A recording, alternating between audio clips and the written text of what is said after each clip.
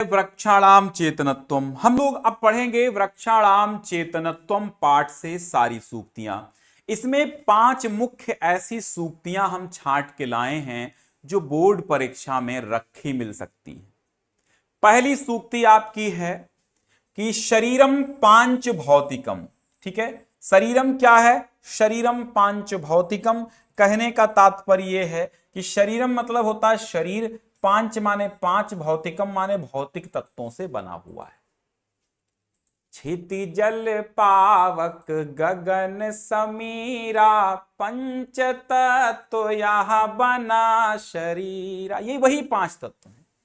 कौन से? क्षितिजल पावक गगन और शमीर। तो शरीरम पांच भौतिकम, महर्षि भृगु कहते हैं कि शरीर 5 तत्वों से निर्मित है, और उसी तरह वृक्षों में भी 5 तत्व पाए जाते हैं। वो ऐसा ऋषि, वो महर्षि सिद्ध कर देते हैं कि वृक्षों में भी चेतनता होती है। वृक्षाणाम चेतनत्वम पाठ का मतलब क्या है कि भैया वृक्षों की चेतनता, वृक्ष भी जीवित हैं, वृक्ष भी मनुष्यों की तरह हैं, वृक्ष भी देख सकते हैं, वृक्ष भी सुन सकते हैं, वृक्ष भी सूंघ सकते हैं, वृक्ष खा सकते हैं। आप कैसे बात करते हैं? वृक्षाणाम चेतनत्वम पाठ पढ़िए, आपको 100% श्योरिटी हो जाएगी कि भैया वृक्ष हमारे जो हैं वो क्या है। हमारे वृक्ष क्या क्या कर सकते हैं? सूंघ सकते हैं, पी सकते हैं, देख सकते हैं, है ना, सुन सकते हैं। ये ज्ञानेंद्रियां होती वृक्षों में। उन्होंने इस पाठ में सिद्ध किया है। क्या कहा? पहले संदर्भ लिखेंगे कि प्रस्तुत सूक्ति हमारी पाठ्य पुस्तक संस्कृत के पद्य खंड से, यहां पद्म लिख गया ना, पद्य होता है, पद्य खंड के पद्य पीयूषम के वृक्षाणाम चेतनत्वम पाठ से उद्धृत है। ठीक, चलो क्लियर हुआ। इसका अर्थ क्या है? शरीर 5 भौतिक तत्वों से निर्मित, जैसा मैंने शुरुआत में बताया। महर्षि भृगु कहते हैं वृक्षों में चेतनता होने को प्रमाणित करते हुए उनकी तुलना मनुष्य से करते हैं, इंसान से करते हैं, पुरुषों से करते, मतलब दुनियावी इंसानों से करते हैं। कहते हैं कि हमारा शरीर आकाश, वायु, जल, पृथ्वी और अग्नि, इन 5 तत्वों से बना है। तो 5 तत्वों से जो हमारा शरीर बना है, तो हमारे शरीर की चेतना के कारण ये 5 ही तत्व हैं। क्या? क्षित, जल, पावक, गगन और समीर। अर्थात क्षिति माने होता है धरती, जल माने जल, पावक माने होता है अग्नि, गगन माने आकाश और समीर माने वायु। तो क्षितिजल पावक गगन समीरा, तो ये 5 तत्वों से मनुष्य का शरीर निर्मित है, और इन्हीं 5 तत्वों से ही मिलकर के भैया ये 5 तत्व वृक्षों में भी पाए जाते हैं। वो सिद्ध करते हैं कि हमारे शरीर की चेतना का कारण ये 5 तत्व हैं। ठीक, जिस प्रकार शरीर की गति वायु तत्व के कारण होती है, खोखलापन आकाश तत्व के कारण होता है, ऊष्मा अग्नि तत्व के कारण होती है, रुधिर आद्र का प्रवाह जो है वो जल तत्व के कारण होता है, और ठोसपन जो है वो पृथ्वी तत्व के कारण होता है। उसी प्रकार वृक्षों में भी ये 5 तत्व और लक्षण विद्यमान हैं, इसलिए ये भी हमारी तरह चेतनत्व में है, प्राणत्वान है हमारी तरह। इसमें भी क्षितिजल पावक गगन समीरा है। ठीक है, क्योंकि ठोस तत्व भी उनमें है, खोखला भी है, वायु तत्व भी है, जल तत्व भी है, देख भी सकते हैं, 5 ज्ञानेंद्रियां भी हैं। अगर देख ना सकते तो एक बेल लता उसी ओर चढ़ती है जिस ओर आप लकड़ी को सीधा कर देते हैं। आप लकड़ी ना रखें तो वो नहीं चढ़ेगी, वो नीचे की ओर चलती जाएगी। आप जमीन में एक बेल को बोइए, एक बेल लता वाले जो वृक्ष झाड़ियां होती हैं, जैसे आप ककड़ी का पेड़ ले लीजिए, खीरे का ले लीजिए पौधा, ककड़ी का पौधा ले लीजिए, आप लौकी का पौधा ले लीजिए, कद्दू का पौधा ले लीजिए। ये सब क्यों ऊपर चढ़ते हैं? क्योंकि दिखता है। इससे सिद्ध होता है कि वृक्षों में भी जान होती है, वृक्षों में भी दृष्टि होती है, वृक्ष भी देख सकते हैं। और वो क्या करते हैं? आप जिस लकड़ी के सहारे आप खड़ा कर देंगे, उस लकड़ी के सहारे वो चढ़ जाएंगे। तो अगर वो उनको दिखाई नहीं देता तो वो लकड़ी पर ही क्यों चढ़ते हैं? सोचिए, ये सत्य है। दूसरी सूक्ति बहुत इंपॉर्टेंट है। क्या है कि तथा पवन संयुक्त पादैहि पिबति पादपः, पादैहि पिबति पादपः। अब कहते हैं महर्षि कि जैसे पवन से युक्त होकर वृक्ष जड़ों से जल पीते हैं, ठीक है, पवन से संयुक्त, पवन संयुक्ता बोलो, पवन से संयुक्त, पादई ही पैरों से, पिबति पीते हैं, पादपः माने इसीलिए पादप कहलाते हैं, पादई ही पिबति इति पादपाह, जो पैरों से पीते हैं इसीलिए वो पादप हैं, ठीक है। पाद मीन्स होता है पैर, और पा माने पीने वाले, जो पैरों से पीते हैं। शेयर कर दो यार एक बार लोगों को, है ना। तो पवन से युक्त होकर वृक्ष जड़ों से जल पीते हैं, पादों से पीते हैं, पाद मतलब पैर, पादपई ही क्यों कहा गया, पादप, पा माने पीना, पाद माने पैर, तो पादई पिबत इति पादपाह, पैरों से पीते हैं इसीलिए इनको पादप कहा गया है, जड़ों से पीते हैं। तो वृक्षों की महत्ता के विषय में भृगु जी कहते हैं कि भैया पेड़ जो है वो जड़ से जल पीकर तने में कैसे पहुंचाते हैं, वो स्पष्ट करते हुए भृगु जी ये कहते हैं कि जिस प्रकार कमल दंड मुख के द्वारा जल ऊपर से पीते हैं, उसी तरह वायु से युक्त पेड़ अपनी जड़ों से जल पीते हैं, ठीक है। वो कहां से पीते हैं, जड़ों से जल पीते हैं। तीसरा सूक्ति बहुत इंपॉर्टेंट है, क्या कहा गया, एतेषां सर्ववृक्षाणां छेदनम नैव कारयेत्, एतेषां माने इसलिए, बोलो एतेषां माने इसलिए, सर्ववृक्षाणां माने सभी वृक्षों का, छेदनम माने कर्तन यानी कि काटना, नैव माने नहीं, कारयेत् माने करना चाहिए, अर्थात इन सभी वृक्षों को इसीलिए नहीं काटना चाहिए, इन सभी वृक्षों को नहीं काटना चाहिए। वृक्ष हमारे जीवन साथी हैं और ये हमारे लिए बहुत लाभदायक हैं, क्योंकि वृक्ष कबहु नहीं फल भकै, नदी न संचय नीर, परमार्थ के कारणे सबने धरा शरीर, साधुन धरा शरीर। भाई तो वृक्ष हमारे जीवन साथी हैं, हमें सदैव वृक्ष एक देता ही रहता है, वो कभी हमसे लेता नहीं, कि जिनको बनकर पेड़ उम्र भर बांटी तुमने छाया, उनके ही हाथों से एक दिन शाखों को कटना है, ठीक। तो वृक्ष क्या है, हमको जिंदगी भर वो दान देते हैं, कभी हमसे कुछ लेते नहीं, बस पानी एक बार दिया जाता है, उसके बाद वृक्ष सदैव आभारी रहते हैं, आपको फल फूल देते रहते हैं। परंतु एक दिन ऐसा आता है कि जो हमको देते हैं हम उन्हीं को काट देते हैं।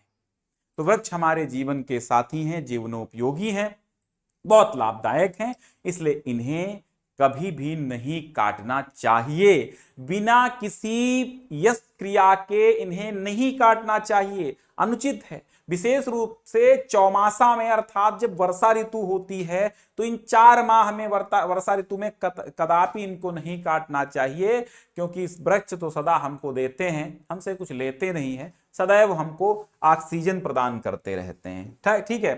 तो वासितम वै वन सर्वम सुपुत्रेण कुलम यथा, ठीक है। हाँ, जैसे एक सुपुत्र से पूरा परिवार, पूरा वंश सुशोभित होता है, पूरा परिवार, पूरा वंश सुशोभित होता है, पूरे परिवार का नाम होता है। जैसे आप सुपुत्र हो जाएं, आप यूपी टॉप निकाल जाएं, भैया आपके पिताजी का नाम कि गरीब का लड़का बना, ये दुकानदार का लड़का बना, डॉक्टर का लड़का बना टॉपर, सीएम योगी करेंगे सम्मानित, कोई भी हो, आप पिता का नाम होगा, आपके माता पिता का नाम जरूर होगा। और आप सबसे पहले किसी की भी माइक में बोलेंगे, पत्रकार की, तो पहले मैं अपना श्रेय अपनी मम्मी पापा को देना चाहता हूं, उसके बाद टीचर्स वगैरह वगैरह वगैरह, है ना। तो वासितम वही वन सर्वम सुपुत्रेण कुलम यथा, एक वृक्ष जो छायादार होता है, पुष्पित होता है, फलता है, पूरे जंगल को महका देता है, उसी प्रकार जैसे एक पुत्र सुपुत्र होता है और पूरे परिवार का नाम रोशन करता है, उसी प्रकार एक वृक्ष भी होता है।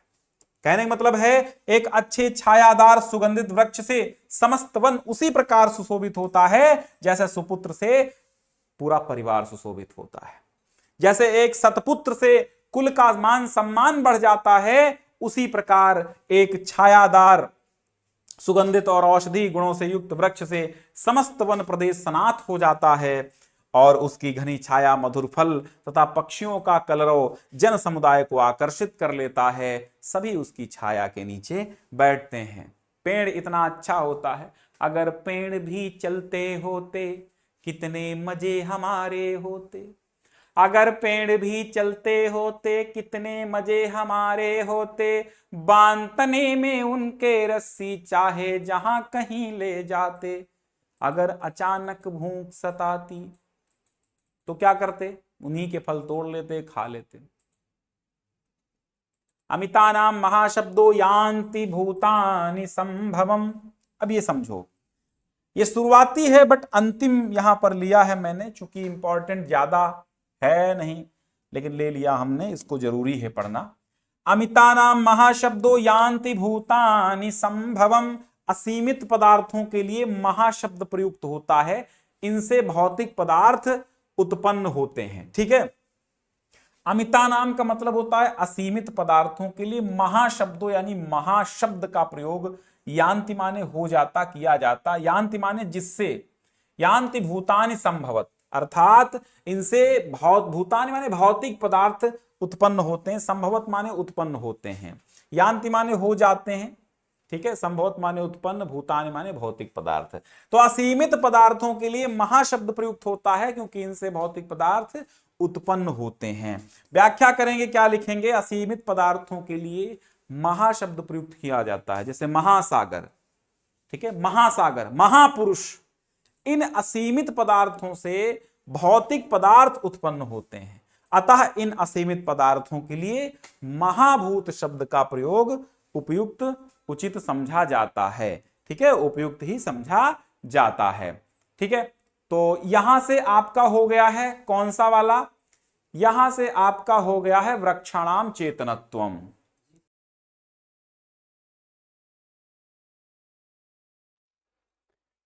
तो अब पढ़ लेते हैं भैया, क्या वृक्षाणाम चेतनत्वम के आपने पढ़ लिए सारे श्लोक, 18 के 18 श्लोकों का हिंदी अनुवाद। अब उन्हीं का पढ़ेंगे क्या, संस्कृत अनुवाद। थोड़ा सा क्वालिटी बढ़ा लीजिएगा, फॉन्ट साइज छोटा है।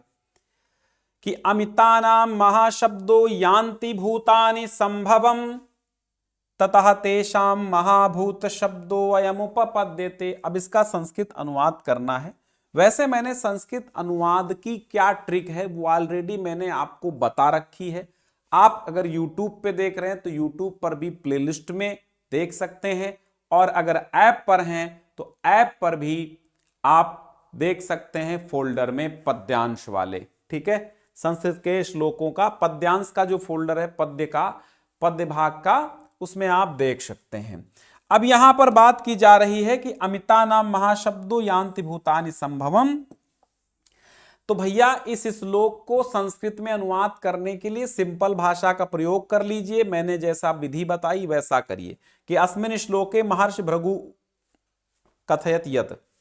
अब यहां पर ये न लिख के आप लिख लीजिए अस्मिन् श्लोके, अस्मिन् श्लोके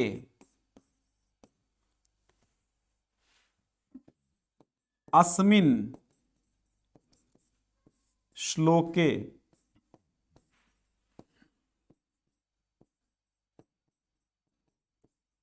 महर्षि भृगु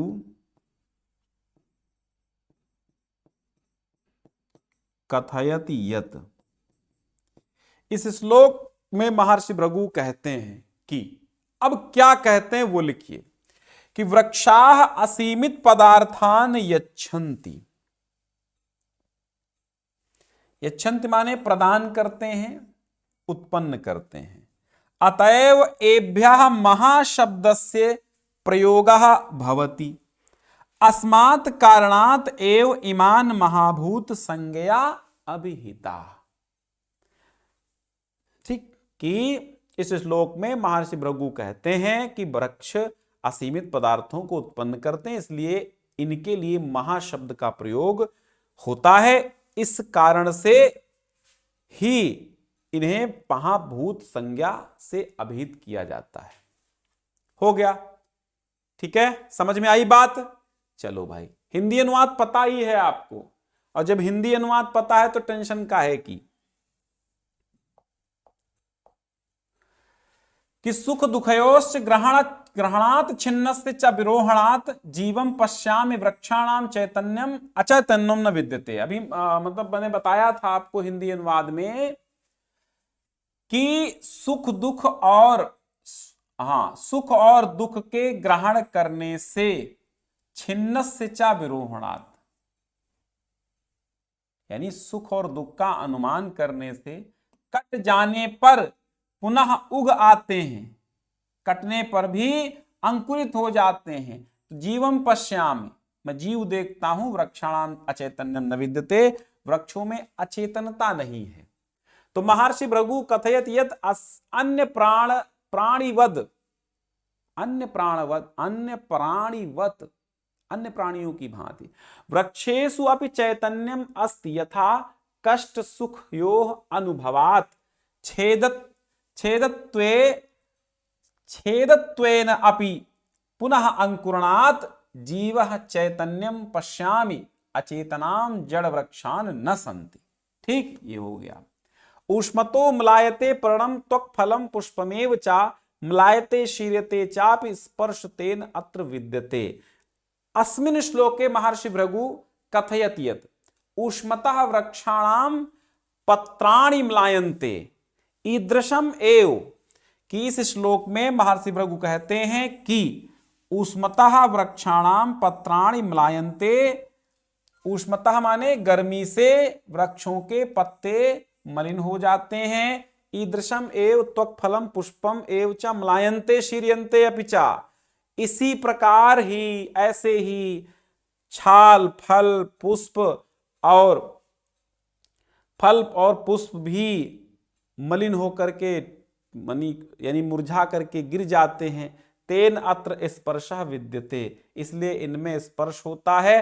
अतः स्पर्शतः वृक्षाणाम वायु तत्वम अस्ति, इसलिए स्पर्श से वृक्षों में वायु तत्व है। फिर कहते हैं चेष्टा वायु खम आकाशम ऊष्माग्नि सलिलम द्रवः पृथ्वी चात्र संघातः शरीरम पांच भौतिकम।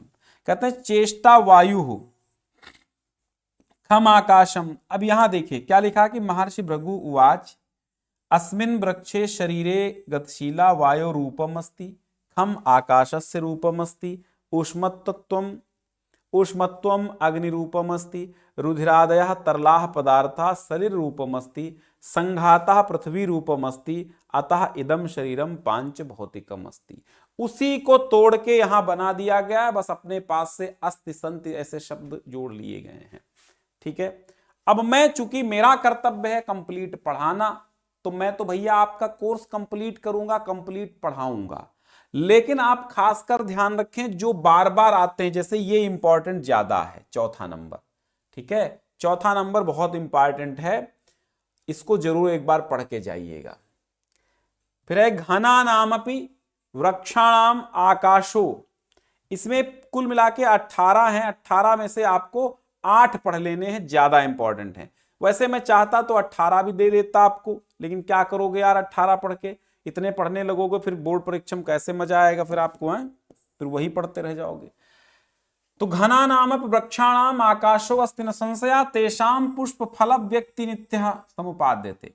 अब क्या करेंगे, महर्षि भृगु अकथयत यत् स्थूल तत्वमपि वृक्षेषु आकाश तत्वम अवश्य भवति अत्र नास्ति संदेहा। ठीक है, यतः तेषु वृक्षेषु पुष्पोत्पत्ति फलोत्पत्ति नित्यम संभवति, तात्पर्यम च वर्तते यत् पुष्पेषु फलेषु च आकाश तत्वम भवति। अब यहां पर जो है, यहां से लिखना,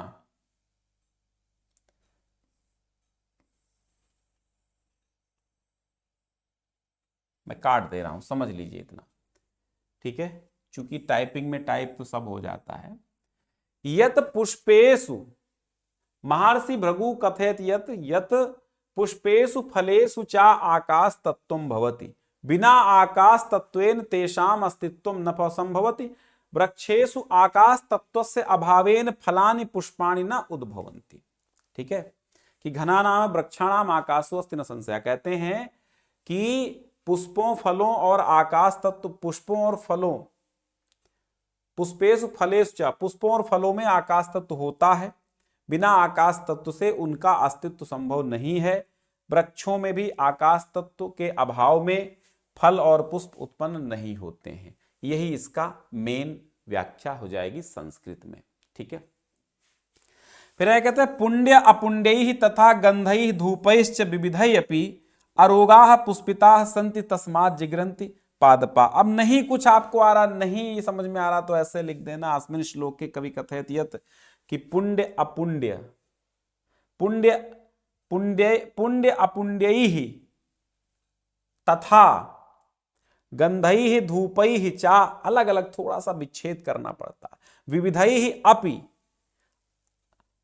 रोग अरोगाः पुष्पिताः सन्ति तस्मात् पादपाः जिग्रन्ति। अब ये पादपा इधर कर दीजिए, तो थोड़ा सा इधर से उधर करना है और शब्दों में हेरफेर करना है, शब्दों को चेंज करना, बस हो जाएगा। पर्यायवाची लिख देना। अस्मिन् श्लोके महर्षि भृगु वृक्षाणाम घ्राणेन्द्रियस्य सिद्धि करोति वृक्षा सुगंधा, ये मोस्ट इंपॉर्टेंट, देखो 24 में ये भी आया, ये भी आया।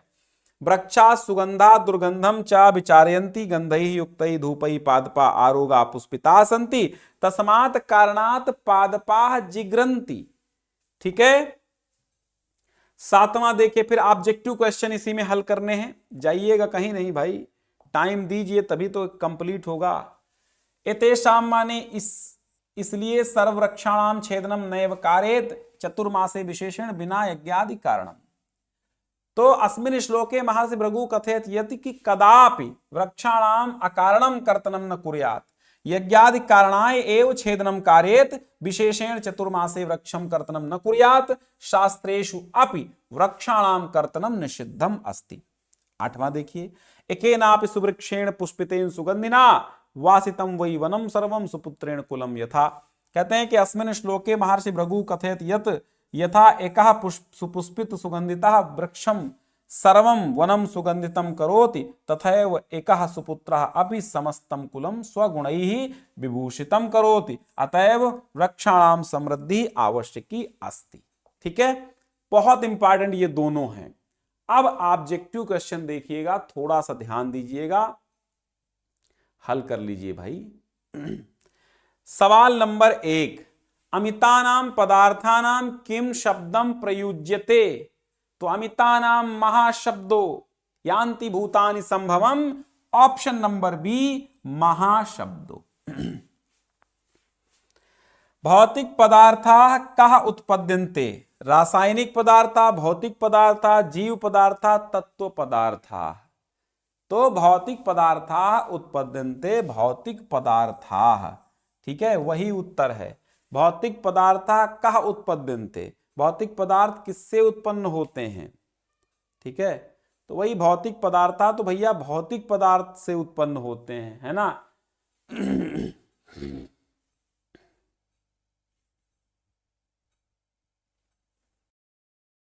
3 नंबर सवाल देखिएगा,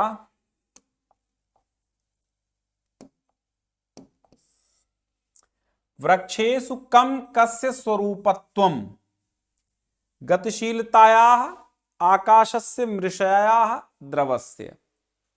तो वृक्षेषु आकाशस्य स्वरूपम। ठीक है, ठीक है, वृक्षेषु कम कस्य, कम या कस्य स्वरूपत्वम, तो आकाशस्य स्वरूपत्वम, इसमें स्लैश लगेगा, कम या कस्य, यानी वृक्षों में किसका स्वरूप होता, तो आकाश का स्वरूप होता, आकाश तत्व तो वृक्षों में होता है। फिर है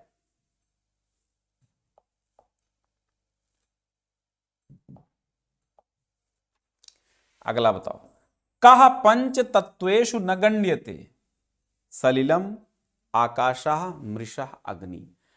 क्या 5 तत्वों में नहीं गिना जाता है। तो मृषा माने भैया होता है झूठ, और यही नहीं गिना जाता है। अग्नि तत्व, जल तत्व, आकाश, क्षितिजल, पावक, गगन, समीरा, याद रखना यही 5 तत्व हैं। 5वां सवाल क्या कहता है, समझो, वृक्षाः कैः सलिल पानम कुर्वन्ति, मोस्ट इंपॉर्टेंट है, यानी जो वृक्ष है वो किसके द्वारा जलपान करते हैं। मुखैः नेत्रैः हस्तैः पादैः, तो पादैः पिबति इति पादपा, ऑप्शन नंबर बी सही हो जाएगा। ठीक है, ऑप्शन नंबर बी सही हो जाएगा। भूतानि केभ्यः संभवम यान्ति, तो भूतानि महाभूतेभ्यः संभवम यान्ति। कस्य मार्गः नास्ति, तो अदृष्टेः मार्गः नास्ति, यानी अंधे के लिए कोई मार्ग नहीं होता है, दृष्टिहीन के लिए कोई मार्ग नहीं होता है। केन कुलम प्रतिष्ठम भवति, तो सुपुत्रेण, भैया सुपुत्र से, सुपुत्रेण कुलम प्रतिष्ठम भवति। अत्र घ्राणेन्द्रिया कः अस्ति, यहां घ्राणेन्द्रिय क्या है, नासिका, जिह्वा और चर्म या कान। तो नासिका है, घ्राण माने होता है सूंघना, तो सूंघने की क्रिया किससे होती है, नासिका से होती है। अत्र कः रसनेन्द्रियः अस्ति, नासिका, कर्णः, चर्मः, जिह्वा। रसना माने होता है स्वाद, स्वादेंद्रिय क्या होती है, तो जिह्वा होती है, ठीक है। अत्र कः दर्शनेन्द्रियः अस्ति, तो दर्शनेन्द्रिय क्या होती है, नेत्र, दिखाई देने वाली, जिससे दर्शन करते हैं।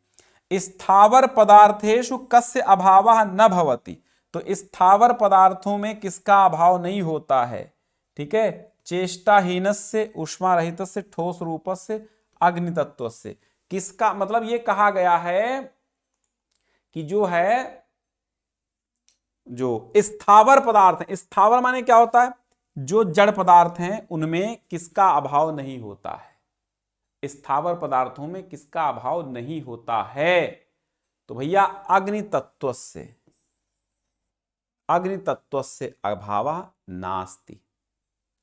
चेष्टाहीनस्य वृक्षस्य कस्य तत्वस्य अभावः भवति, चेष्टाहीनस्य वृक्षस्य कस्य तत्वस्य अभावः भवति। चेष्टाहीन पूछा गया है, चेष्टाहीन वृक्ष किसके तत्व का अभाव होता है, अग्नि तत्व का, आकाश तत्व का, जल तत्व का, वायु तत्व का, ठीक है। किसका होता है, चेष्टाहीन से, जो चेष्टाहीन होता है, वृक्ष में किसका, किस तत्व का अभाव होता है, तो वायु तत्व का, क्योंकि वायु चेष्टा होती है, ठीक है। भरद्वाज अनुसारम केन शृण्वन्ति न पश्यन्ति, भरद्वाज के अनुसार कौन सुनता नहीं है, कौन देखता नहीं है, तो वृक्षाः, कौन, वृक्षाः। और वृक्षाः यहां नहीं लिखेंगे, बिकॉज वृक्षाः गलत होगा, क्योंकि उस श्लोक में संपूर्ण में महाभूतानि कहा गया है, ठीक है, महाभूतानि कहा गया है, तो आप महाभूतानि लिखिए, क्योंकि भरद्वाज अनुसारम महाभूतानि न शृण्वन्ति न पश्यन्ति न गन्धरससेविनः। भूतानि केभ्यः संभवम यान्ति, महाभूतानि मतलब वृक्षों को ही कहा गया, लेकिन यहां वृक्ष ना लगा के महाभूतानि लगाएंगे। भूतानि केभ्यः संभवम यान्ति, तो महाभूतेभ्यः, क्या ये लगा दें, सही है, नहीं भाई साहब, भूतानि वृक्षेभ्यः संभवम यान्ति, भूतानि वृक्षेभ्यः संभवम यान्ति। तो ये चैप्टर आपका कंप्लीट हो गया, ठीक है। बहुत बहुत शुक्रिया, धन्यवाद।